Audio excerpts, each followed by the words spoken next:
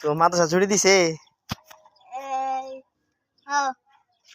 কতদিন ছুটি দিছে? 1.5 মাস। 1.5 মাস? তুমি এর আগে না করলে 6-7 মাস?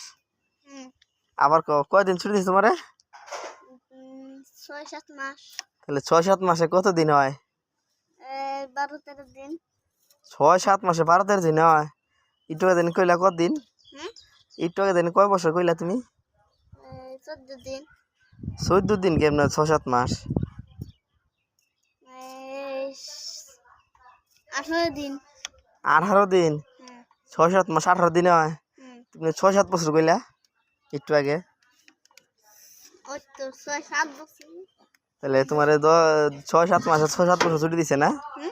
6-7 মাস ছুটি দিছে। তাহলে স্কুলে কবে যাবা?